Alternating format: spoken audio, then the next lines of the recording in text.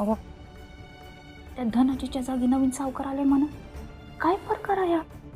काय का असे ना आपल्याला कसली काळजी, आपल्यावर कुठं सावकाराचं कर्ज आहे. सर्व गुलामांचे त्राता, भिंगार गावचे भाग्यविधाता, तुमचे नवीन करता धरता येत आहेत हो.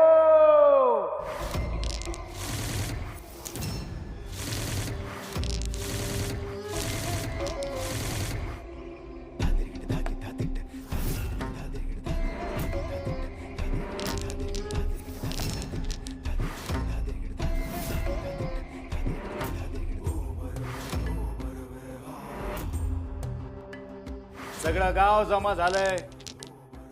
बरं झालं. काल इथे जे नव्हते त्यांना माहित नसेल मी कोण आहे. तर माझं नाव मदराज.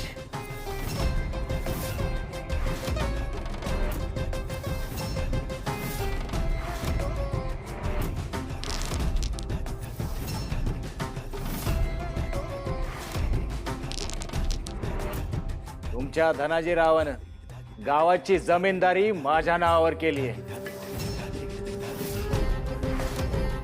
आजपासून तुमचा मालक मी आहे.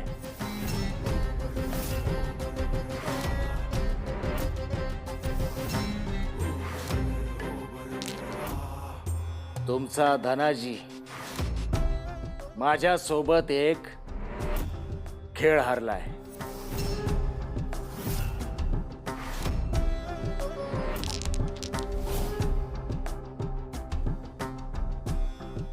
धनाजीराव, एक खेळ खेळायचा का? नाही नाही, आपल्याला हे असे खेळबिळ काही रुचत नाहीत. अहो खेळाव. अहो असंही सतत तुम्ही तुमच्या गावासाठी झटत असता. जर हा खेळ तुम्ही जिंकलात तर तुमच्याच गावाचं भलं होईल. आणि हारलो तर?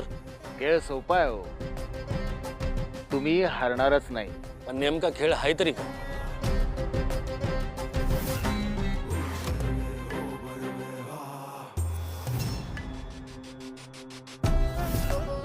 मोती? हे मोती कशासाठी? खेळासाठी. धनाजीराव, हा खेळ जर तुम्ही जिंकलात ना तर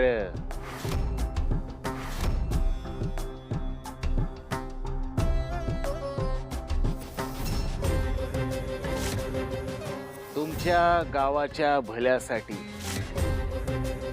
हे सगळं धन तुमचं. आणि हारलो तर?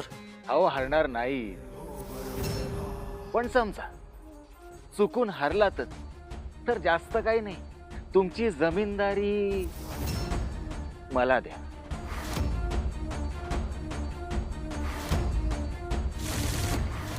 गावचा सगळा कारभार यापुढे मी पाहिजे. अहो हे काय बोलताय? नाही नाही, स्वतःच्या पायावरच कुऱ्हाड मारून घेण्यासारखं. त्या खेळासाठी गावाच्या धावणीला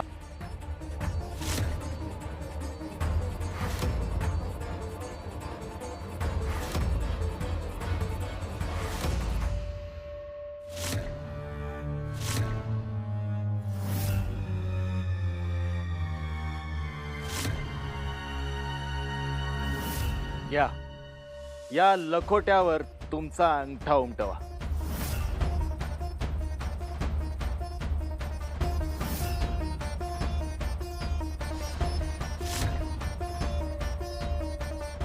चला खेळाला सुरुवात करूया. या कागदावर धनाजीची मोहर आहे. त्याचे सगळे कर्ज आणि व्यवहार आता माझे झालेत. पण धनाजीराव कुठे आहेत? ते मला नाही माहित. नाही, मग आम्ही कसा विश्वास ठेवायचा तुमच्यावर? नाही नाही, तुम्ही धनाजीरावांना बोलवा. कुठं आहेत ते? मग शोधा त्यांना, जाऊन बोला त्यांच्याशी. आजपासून या गावचा जमीनदार मी आहे हे नक्की.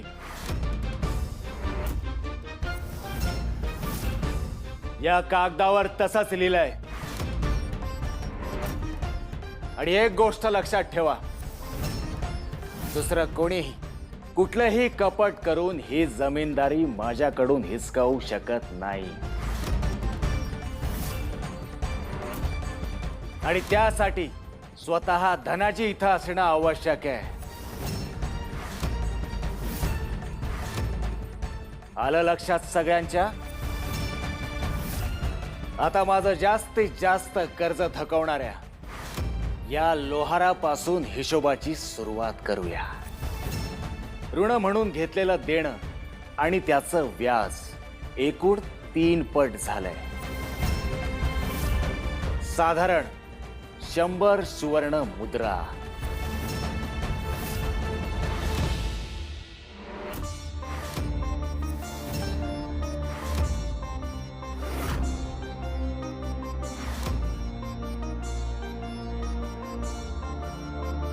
आणि कर्ज फेडण्याची मुदत संपतीये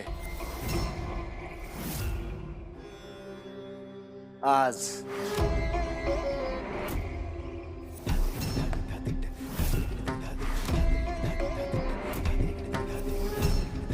आज ओ मालक, आजच्या आज हे कर्ज कसं फेडायचं? एवढं पैसे कुठून आणू मी? अहो, पोरीच्या लग्नासाठी कर्ज केले तू. अहो, धनाजी रावानं मोठ्या मनानं मदत केली होती. म्हटलं होतं निवांत दे, जमल तस.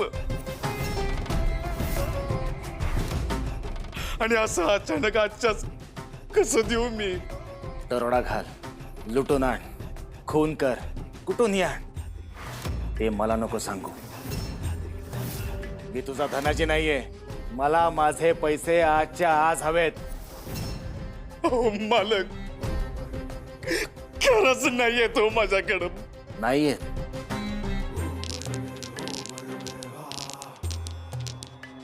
बर.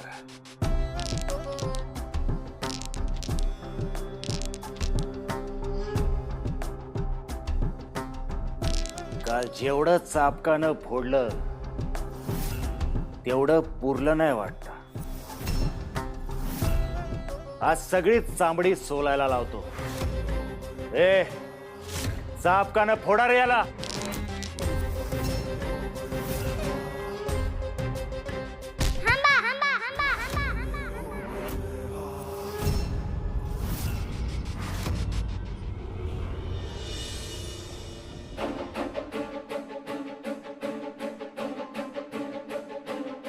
अहो काय झालं? असं अचानक का निघून आलात तुम्ही? काय झालं? भयंकर संकट आले. संकट कसलं? मरण आले माझं, मरण.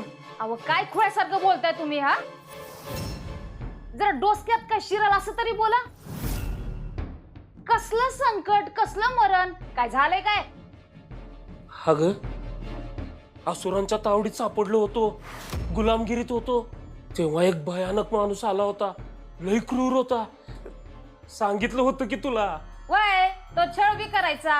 अगं, गुलामांना स्वातंत्र्य मिळवून देण्याची आज दाखवायचा असा आवडता खेळ होता त्याचा. लय भीषण आणि भयानक. अहो कितीदा तेच तेच सांगाला, पुढं बोला की. अगं त्यो योच आहे मधराज.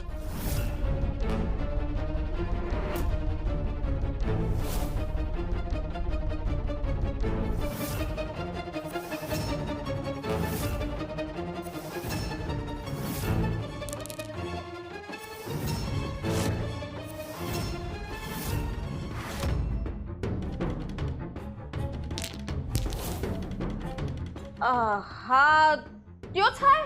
वय, असुरांशी चांगले संबंध आहेत त्याचे. असुर नरेश महिषासुरांचा दास आहे त्यो.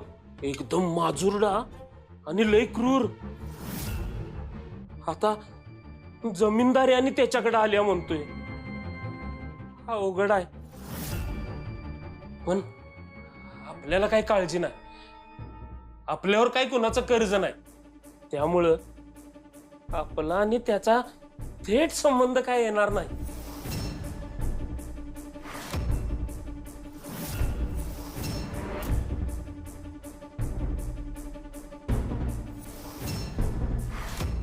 काय ग, काय झालं तुला? अशी नजर का चोरा लागल्यास तू? तिथं वाड्यावर बी असंच काय तर करत होतीस. सांग, काय आहे ते सांग. अगदीच कर्ज नाही असं नाही आहे. सुंदरा, मला खरं खरं सांग हं? आओ, सासूबाई होत्या तेव्हा त्यांच्या आजारपणासाठी थोडं कर्ज घेतलं होतं म्या धनाजीरावांकडनं.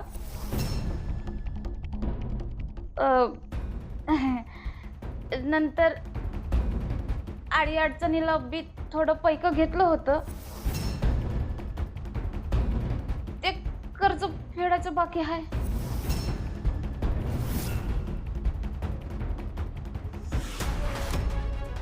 रुहाल दादांना सोडून द्या. तुम्ही त्यांना मारू शकत नाही. हे नेमात बसत नाही. मी काय करणार आहे एवढीशीची मुरडी? तिचं काय ऐकता? चला.